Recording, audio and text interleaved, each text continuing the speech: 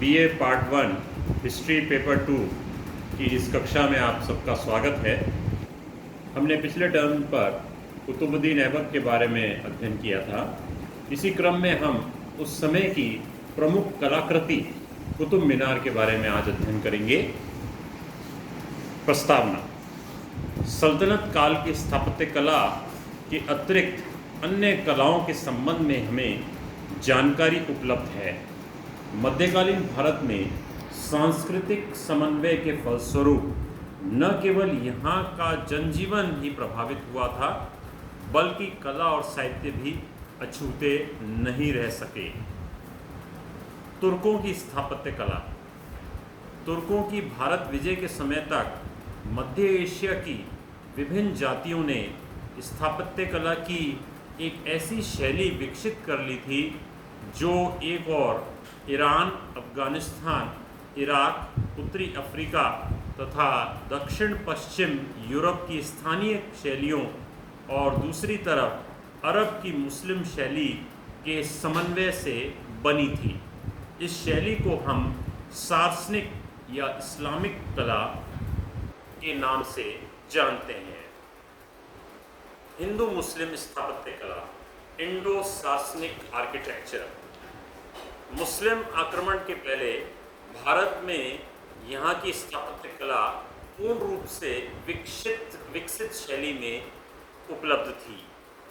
ये भारतीय कला, जो उस समय हिंदू कला कहलाती थी, अपनी अलंकरण व विविधता के लिए प्रसिद्ध थी। मुस्लिम इमारतों पर स्थानीय भारतीय स्थापत्य कला का बड़ा प्रभाव पड़ा। फलस्वरूप भारत में एक नई स्थापत्य कला विकसित हुई जिसे हिंदू मुस्लिम स्थापत्य कला कहा जाता है, इंडो सार्सनिक आर्किटेक्चर। कुतुबुद्दीन ऐबक के समय में स्थापत्य कला। कुतुबुद्दीन ऐबक द्वारा 1197 ईस्वी में निर्मित दिल्ली की कुवुल उल इस्लाम मस्जिद प्रथम मुस्लिम कलाकृति है। ऐबक के काल की दूसरी इमारत कुतुब मीनार है। कुतुब मीनार, इसे कुतुबुद्दीन ऐबक ने 1199 ईस्वी में बनवाना आरंभ किया था और इसे इल्तुतमिश ने 1212 ईस्वी में पूर्ण कराया। ये ध्वज स्तंभ की तरह पत्थर की एक मीनार है जिसमें मूल रूप से 4 मंजिलें थीं। बाद में फिरोज तुगलक ने 5वीं मंजिल जोड़ दी और अब इसकी कुल ऊंचाई 228 फीट है। इसमें 360 सीढ़ियां हैं।